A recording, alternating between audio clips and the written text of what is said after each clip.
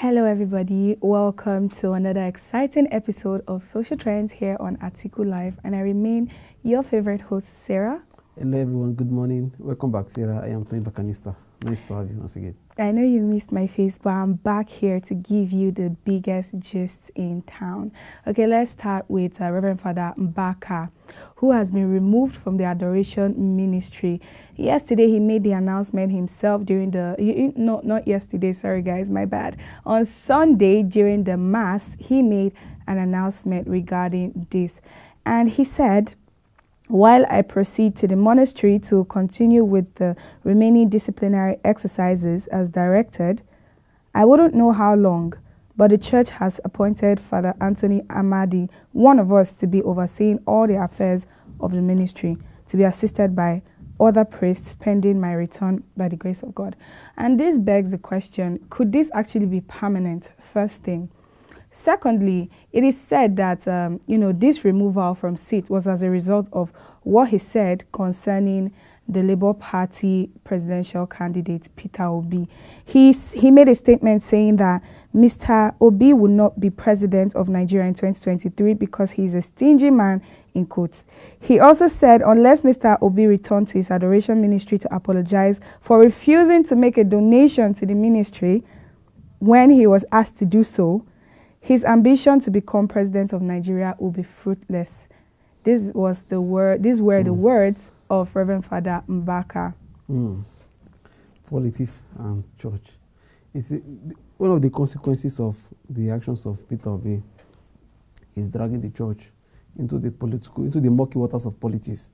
And we've seen it over time. As governor of Anambra State, Peter Obi played similar kind of politics. But in that case, he was setting up the Catholics against the Anglican. So all through his gubernatorial tenure, even beyond that, it was the Catholic Church who are predominant against the Anglican Church, who are the second largest congregants in Anambra State. Ironically, all of them are Igbos, all of them are Anambrans, but all of them were divided. I like that, Anambrans. Yes, you see, they are divided. They were divided as governor. He divided the church along the denominational lines.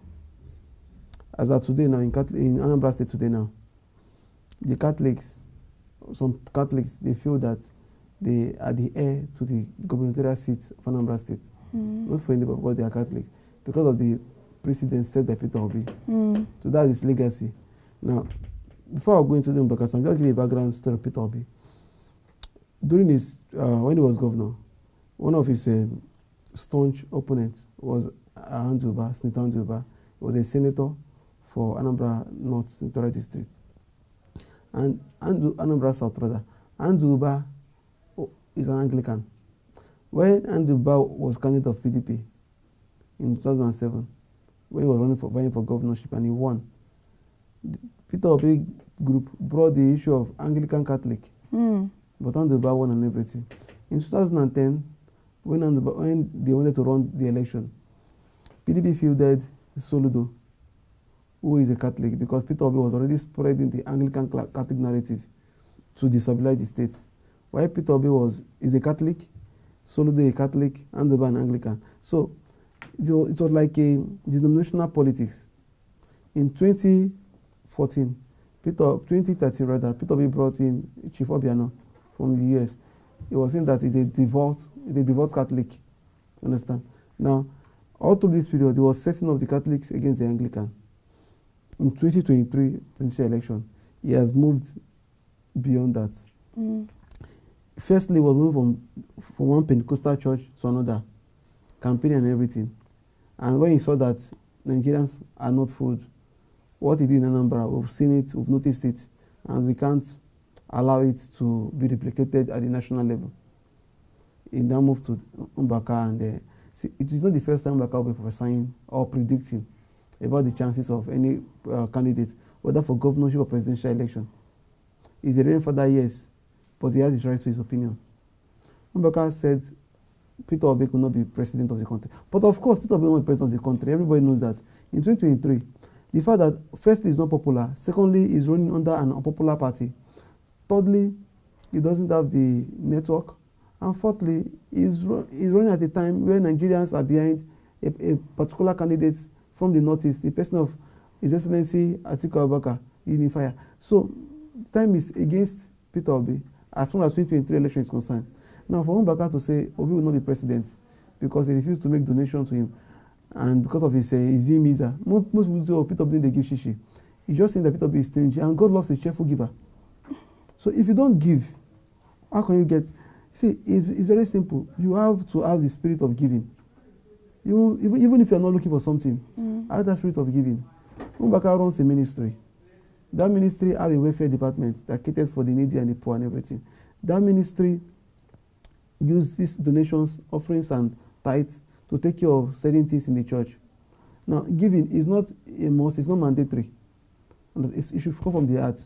The Bible says that, look, when you are giving, give willingly, not out of necessity, for God loves a cheerful giver. So, Peter Obi going to adoration ministry, refused to give. Again, it is right, whether to give or not to give, it is right.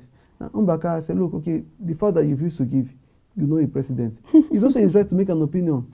Yes, because he didn't say God said. He just said something. He said you will not. He said it's your personal opinion. Even if you say God said, I'm not there when he spoke with God. Before being a reverend, he's a human being. He's a Nigerian citizen. He has the right to vote and be voted for. He has the right to campaign for whoever. So why will Peter Obi? And I believe that Peter Obi must have been the one to instigate the Catholic Church, the bishop, against the popular feelings of the larger Catholic population in the East, even in Anambra and Enugu State, to suspend Father Mbaka and send him to monastery. Funny thing is that when Mbaka made the announcement of an interim successor, there was uproar. The parishioners never allowed the priest to assume leadership because to them it was unacceptable. Now you ask yourself, did Father Mbaka break the rules of the church? No, he did not. This is to me just a witch hunt, and I feel that the bishop that took the decision should actually do a review. I cannot question his competency, understand? But I will just appeal, and I believe that there should be a room for a review. In 2015, Mbaka was all over the town, prophesying or predicting against the person of Goodluck Jonathan, a sitting president. He was never suspended. He was prophesying in favor of Muhammadu Buhari. He was never suspended. In 2020, Mbaka at his adoration ministry, he was predicting that I see hope. I see hope. Then Yedua was the governor of Imo State. Mbaka in his January 1st message, he was saying that I see hope. Hope is on the way for Imo State. Not knowing that it was just giving us a sign that they are trying to rig the judgment at the Supreme Court to bring in Opus Odima, who came fourth in the gubernatorial election to become governor of the state. And before we knew it, Uzodima was announced governor to the shock of many Imolites. As this man came forth, again, in his own opinion, even though most Nigerians disagreed with him, most Imolites today, they still believe that Uzodima is governing on a stone mandate. Yedua is seen as the people's governor, even though he doesn't have the gubernatorial authority anymore, as within this period, based on the judgment of the Supreme Court. Okay. But now, coming to Peter Obi's turn, Mbaka said, "You know the president." Come on, that is opinion. You can either agree or disagree with him. Of course. But why instigate the Catholic Church against him? Why instigate the leadership of the church against him? The Catholics in Enugu State, Enugu is the PDP state. The Catholics, the Pentecostals, the Anglican, the pagans, they all align with the PDP presidential candidate. But I'm always against anything that has to do with mixing church and politics, no matter what. This is what Peter Not Obi just represents. church, like religious houses. This is what Peter Obi in general. represents. He has been setting the church into the murky waters of politics.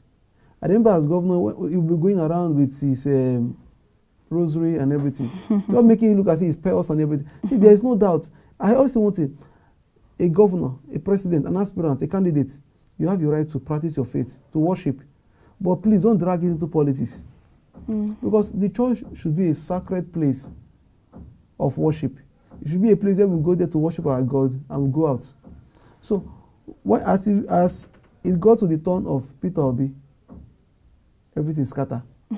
So for me, I'll still say that whether you send Mbaka to monastery, suspect or anything, it will not change anything. The fact there still remains that Nigerians, irrespective of ethnic affiliation, religious faith, or whatever, social status, educational background, Nigerians are united under one man, Atiku Abubakar. Mbaka doesn't own the vote of Nigeria. Of course. It is not in his possession.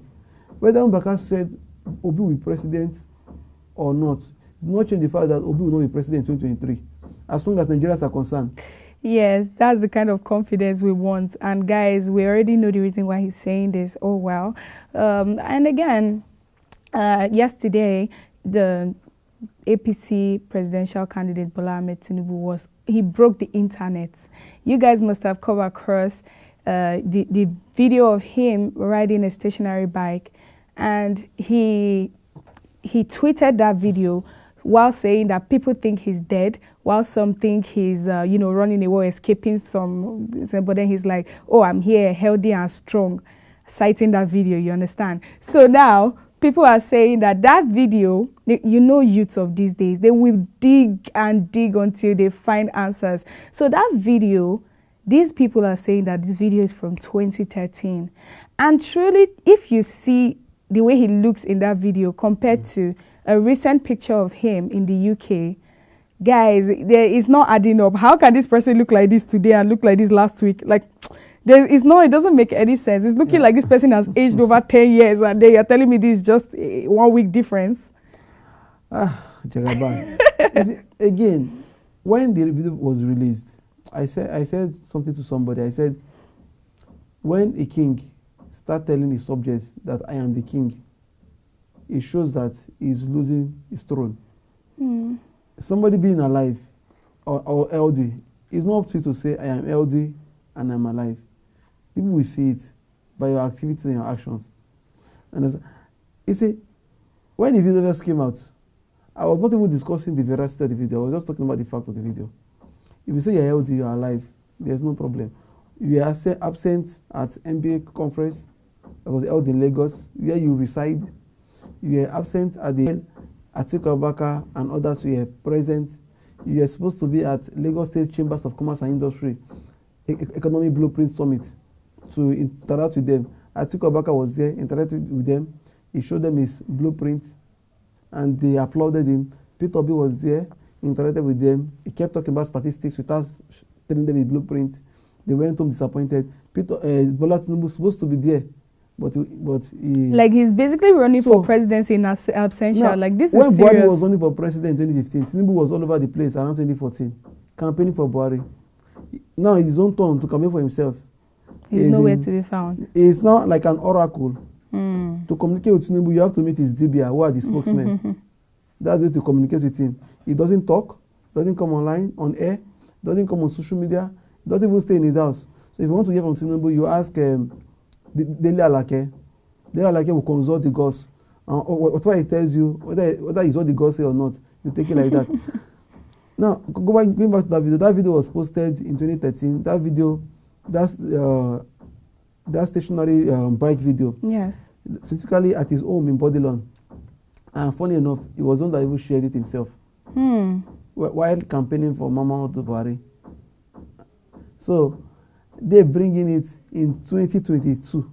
And you know the funniest part of this, I saw some people on Twitter, circling, the wires of the machine. It wasn't even plugged in. It wasn't plugged in. No, it wasn't. I felt a bit embarrassed for him. Let's assume that it's wireless. It wasn't even plugged in. Let's assume that it's wireless. Understand? But why bring 2013 video? In 2013, Tinubu was relatively strong because he was moving all over the place during the APC campaign. He moved from, I think, he covered more than 15 states.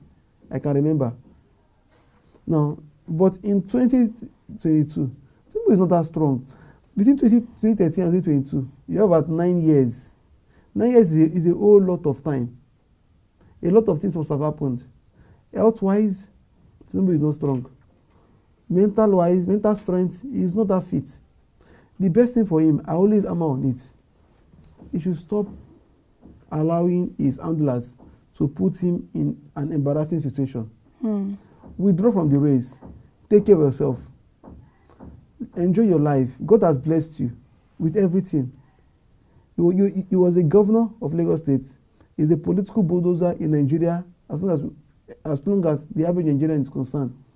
He has paid his dues. He fought for democracy and everything. But he is not at the top anymore. He doesn't have what it takes to govern Nigeria. Even as governor of Lagos State, he did not govern Lagos State properly.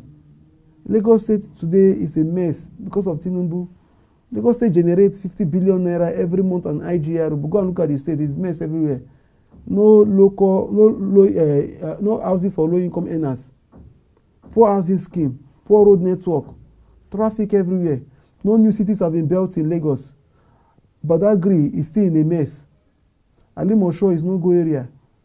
Whenever it rains in Lagos, it's like the Atlantic Ocean has relocated to the city. So, but can you compare that with people like Rabiu Konkosu, for instance, who have built 5 cities in Kano as governor? So again, Tinubu is not at his best. Tinubu has paid his dues, no doubt about it. But he should just withdraw from the scene. At present, again, look at it again. When Atiku, in the last 1 week, Atiku Abubakar, he's supposed to be 76, supposed to be older than Tinubu, who is supposed to be 70. Now, between 76 and 90 and 70, you have 6 years difference. So, ideally, Tinubu is supposed to even be showing more of the physical strength than Atiku Abubakar. But in the last 1 week, Atiku was at Enugu for the interactive session with the Southeast zonal stakeholders. He came back to Abuja for the presidential campaign inauguration and also his book launch. Then he was also in Abuja again, I think the next day or 2 days after, for the peace accord. Before then, he went to Adamawa. After then, he went to Gombe. He came back to Abuja. He was also in Yola. All this in the space of 1 week. Even after the inauguration of the campaign council, he was on air, on social media, Facebook Live, Twitter Live, interacting with Nigerians, where he formally launched his new covenant with Nigeria. Afterwards, we saw a video of it when he was unveiling his 5-point agenda. I'm talking about Unity Seed. Unity stands for Unite the Country. Seed is an acronym. S for security, E for economy, E for education, and D for devolution power. That his government, his administration, by God's grace, when elected, will be centered around these 5 key points. Now, you see him, when he was unveiling it, he was dancing to Davido's song and everything. You know, the man looks strong and healthy, and looks fit. See, aside his qualification as an astute administrator, as one that understands how to turn Nigeria economy from the comatose state that we have now to where it ought to be. As soon as he possesses all this, and he has displayed it as vice president and chairman of the Nigerian Economic Council, he has displayed everything. Now, beside that, he's still showing Nigeria that, look, beyond this, I still possess that physical strength, that mental strength, that agility. I still stay gidigba to handle the affairs of this country. That Nigerians will not be taking care of my health needs. I will not be moving from London to Paris to New York on medical terrorism, unlike what we've been having in the past 7.5 years. He has been showing that it's supposed to be 70. This is what we need. How old was Joe Biden when he was elected? He was over 70 years, 74, 75. But he was he strong. Very agile. Donald Trump is over 70. So it's not about the age, actually, but it's about the state of the person. Yes. So Tinubu as a state, physically, mentally, emotionally, is not strong. So he cannot handle the rigors of the office. Sure. So, still pertaining to this, I came across some very angry youths saying that some women in Lagos have been forced to close down their shops to go and march for Tinubu. Like, okay, confirming this, Twitter user @Esteem said, reports that women are being forced to close their shops to go and march for Tinubu in Lagos is in fact very true. I just confirmed from a good source. Guys, if you love this country, Tinubu must not be allowed to become president. Please do this for your unborn children. This is what the Twitter user @Esteem said. Well, yesterday there was a march for Tinubu in Lagos. we saw the numbers, and when we checked the videos, angry faces. People, women that woke up in the morning to go to their place of business to do one or two things for themselves. Their urgent 2K. Make money, make their urgent 2K. And despite being overburdened with a task by Lagos State government and Lagos State government backed stout. Despite all these burdens, they went to their stores to hustle. And next thing, the Iyaloja of Lagos State, who is the daughter of Tinubu, I'm talking of Folashade Tinubu, she literally forced them out of their market, locked the stores, threatened them with sanction, and they were forced to join some waiting vehicles to go to the venue of the rally and march. So it is what we are seeing in Lagos State. This is just to show the world a false image, to let the world see things that be not as though they were, to let the world assume that Tinubu is very popular in Lagos State. I think they are being threatened by, when Atiku Abubakar was... Another thing I don't even realize, like I don't even really understand this particular one, is the Iyaloja of Lagos that, according to reports, she's 72 years old. So how is her father, Bola Ahmed Tinubu, 70 years old? Like, see, I'm just tired of talking about this matter. Like, did they not plan this thing very well? Did they not arrange it? If you're going to at least give, what do they call it? What would I even call this? I don't want to call it a lie. Diplomacy. If you want to construct a diplomatic, twist, why not just do it sensibly? How can your daughter be 72 and you're 70? Did you give birth to her before you came to the world? I don't understand. Although she's now 60 officially. But we cannot... But what I'm saying is that now, the Constitution gives Nigeria, every Nigerian, freedom to associate, freedom to hold political view, freedom to belong to any political party. If it's the political party, PDP and others. Now, traders, they have right to align, whether with APC or PDP. But due to the failure of APC and the disappointment of APC-led Lagos State government for the past 23 years in Lagos, and also APC-led federal government for the past 7.5 years, Lagosians have consistently expressed their rejection of APC. When Atiku was in Lagos to go to LCCI, where he presented the economic blueprint, Lagosians trooped to greet him, and they were literally chanting Atiku, Atiku, Atiku. And I believe that show of strength, which wasn't planned by Atiku Abubakar nor his team, but that show of strength was like a threat to the APC and Lagos State government establishment. And I believe that was one of the reasons why they wanted to display a false image of Tinubu's acceptability, but thereby infringing. But in line of doing that, they infringe on the rights of traders and right of innocent women.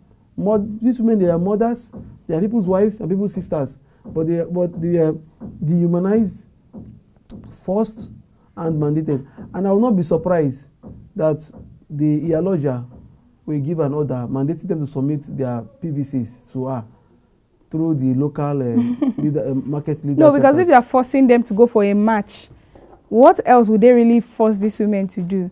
Just because you have presiding power over them? Because obviously she has power over them. If she doesn't, she would not be able to do that. Ideally, does she have power over them? Because she's threatening to lock up their shops and all of that. Of a market, she's supposed to be the first among equals. They're all market women. The Iyaloja and Babaloja, they are appointed by the Lagos State government. Understand?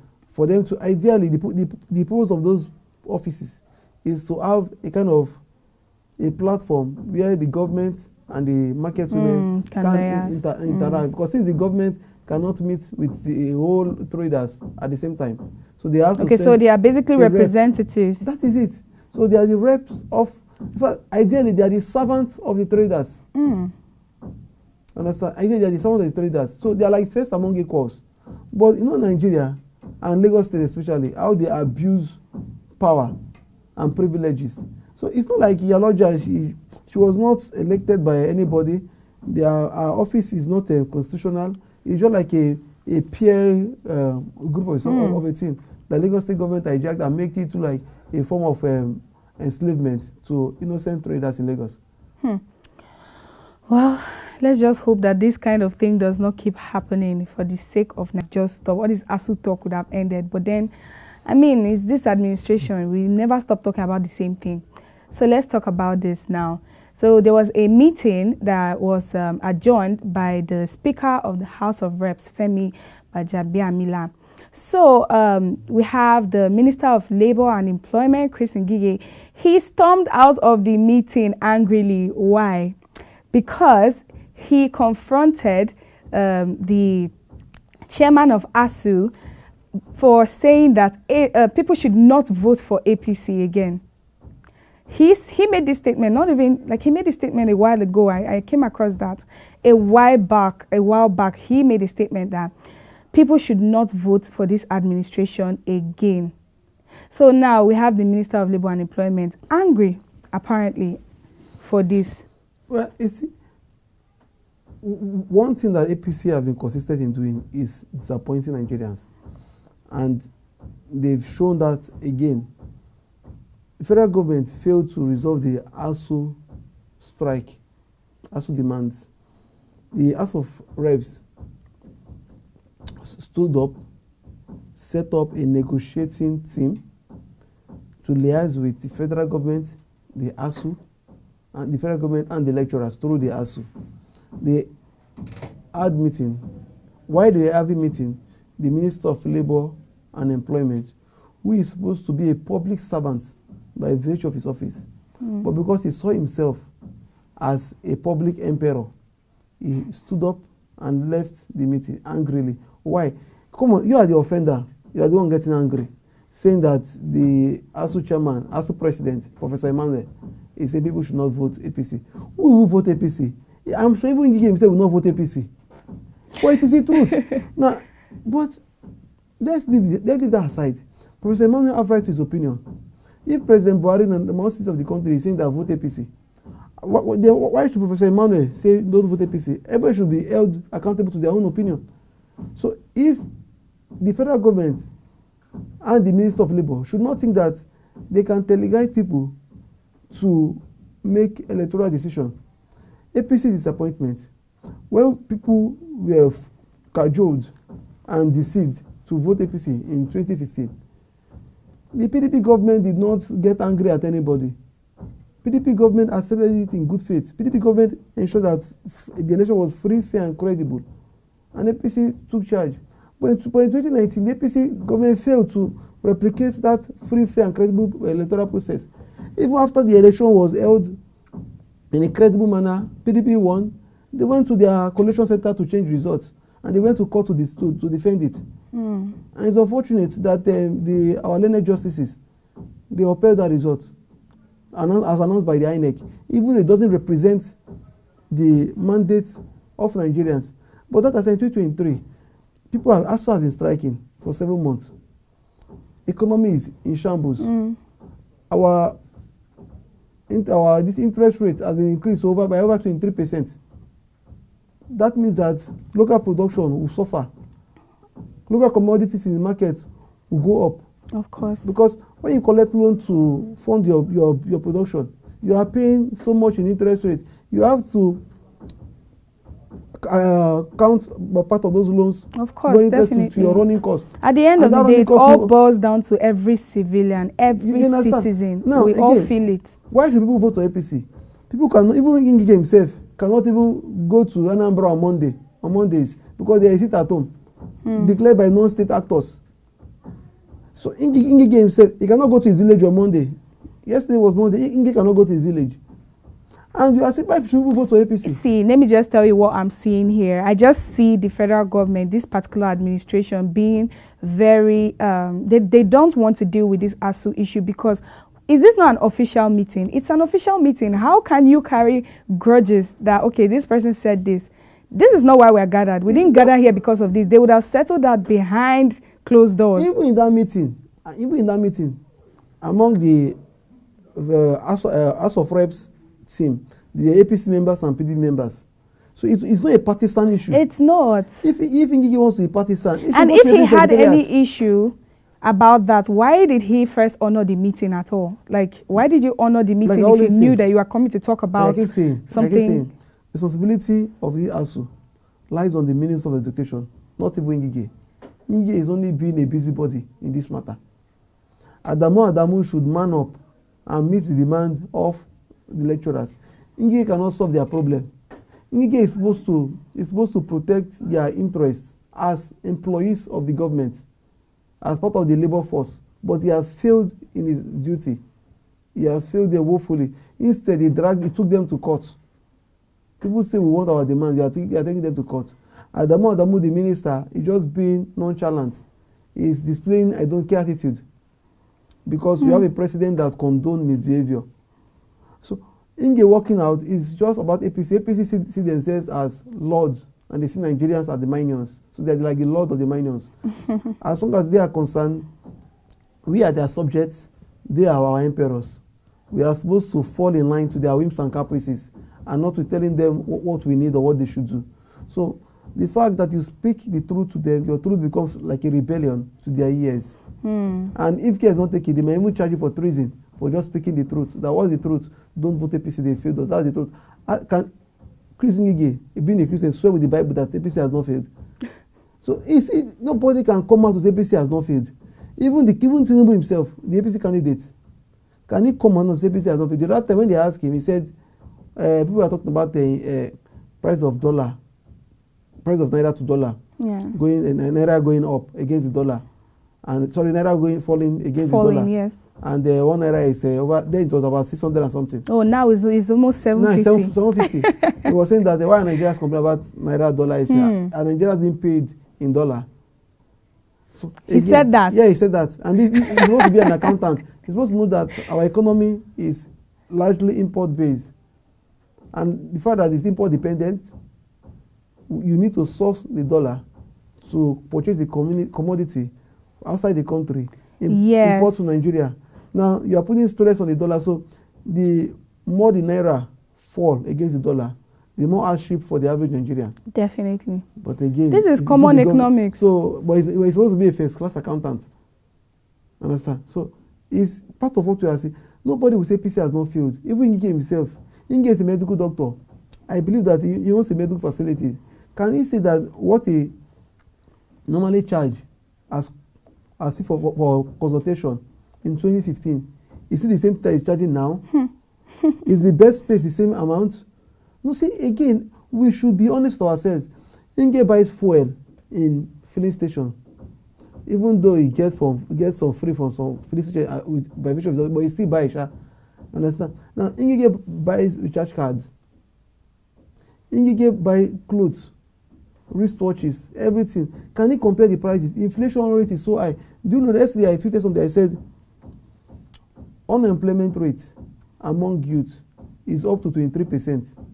That means that 23% of Nigerians between the ages of 18 and 35 are unemployed. This is a disaster. Nigeria has never been this bad. The worst we had was in 1997, where the unemployment rate was even lower than 10% among youth. You know what's making me laugh is you just said 23%, right? But do you know that if you go online to search this, it shows 9%. 9% of Nigerians are not just youths, Nigerians in general. How dare you lie to us like that? And I'm giving the start from the National Bureau of Statistics. Understand? It's their own figure. Of course, their figure is not always accurate because they normally cut down the figures. Of course. So I'm just going by their figure. In 2015, the official unemployment rate among youths between the ages of 18 and 35 is about 8.2%. Now it's 23%. So it means that out of 100 Nigerian youths between the ages of 18 and 35, 23 of them are unemployed. See, again, and this age bracket is supposed to be the most productive segment of any economy. But if they are unemployed, they are not productive. That's why you see increase in Yahoo Plus, kidnapping, armed robbery, banditry, and everything. All this aggregate put together, you have disaster waiting to happen. The Bible says that the idle mind is a devil's workshop. Then after spending all this money and spending all these years in school, you still stay. ASU will still come again. ASU will still come again. Okay, so let's say the ASU strike ends and you graduate, you still come out here to look for work to join the people that are also unemployed. You come and increase the percentage the more said. Like it's very sad, honestly, what's going on these days. At every convocation that you see in universities, what that means is that as far as this government is concerned, the unemployment figure in Nigeria is increasing. Yes. Because when they leave the school, they come to the labor market. Like, it's so funny when I don't know whether it's a bad thing that when I see students graduating, all I can think of is, whoa, how would these ones get work now? Now students, it has not become a prayer point. God, I'm entering favor market, not labor market. Not labor market. Understand? It's not a prayer point. Yes. But ideally, it's not supposed to be so. Understand? Even the small scale businesses, they are dying. How many people are you seeing selling recharge cards, paper on the streets? Because like, the banks have taken over these jobs. And the government is not doing it to protect SMEs in Nigeria. Before now, if you want to buy the recharge card, you go to a woman on the street, 15 naira, 100 naira, 200 naira, 500 naira. Of course. She makes 10 naira, 7 naira out of it. By the time she aggregates it in a month, she has something to hold on to. She takes the money to the bank. Inflation will not eat the money. But now, if you make 10,000 naira, if you deposit 10,000 naira, you're not taking back 10,000 naira. The buying power of that 10,000 naira of yesterday. Yes. By the next week, that 10,000 naira, what is supposed to afford yesterday of 10,000, it will not be affording something of 5,000 naira of yesterday. So it's that unfortunate and so sad, so bad in this country. And Nigeria as a country cannot sustain itself with such trend. So to cut the story short, APC has failed. APC has failed Nigeria. APC has failed Ngige. APC has failed Buhari. And unfortunately, Buhari and Ngige and their co-travelers, they are the one in charge of the APC that has failed themselves and failed Nigeria. So I believe that even their children will vote for PDP, because there is nowhere any sensible person who want to vote for APC. Definitely. Well, still speaking about that, we have in Bayelsa State an assistant legal advisor to APC, Makiri Obaze, has left the APC. He basically defected to PDP, not just he alone, even with his supporters. Like, it's just amazing that finally eyes are being opened. Finally. A trend is going on. Ogun, Adamawa, Kebbi, Jigawa, Kano, Katsina, Bayelsa, Imo, Lagos State, River State is gale of defection. People are leaving. Politicians, when they're in the game, it's about interest first and service. But a lot of them still believe that, look, the interest of Nigeria should come first than my personal interest. So APC is the ruling party in the country. Ideally, an APC chieftain, like, they're not better for the community we live in. They're not better for us as individuals. They're not better for these are not better for anybody. What is the best? Let us join hand with the PDP. Let's bring PDP back to power, so that PDP will make Nigeria better for Nigerians. If Nigeria is better for Nigerians, then you as PDP leader, chieftain and everything, you get not just the accolades. Your business will flourish. Your investment, you will not be afraid of your investment. Even when you enjoy the process of your investment, you will not be thinking of one bandit anywhere to come to kidnap you, to collect everything that you have and all you have worked for in life.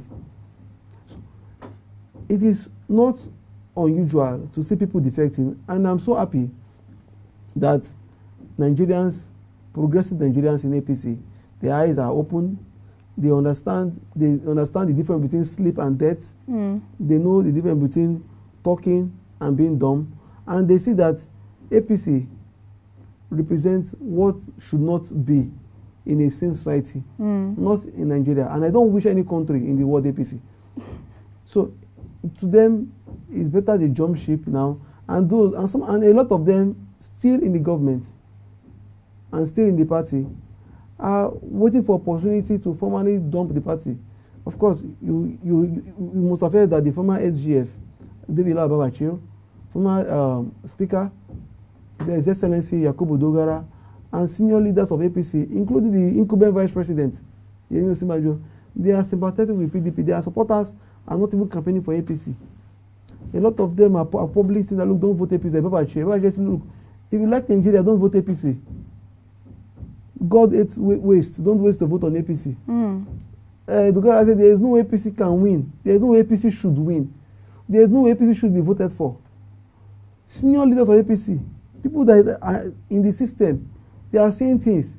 Some of them, maybe their nephews, their nieces, their far relatives are victims of ASU strike.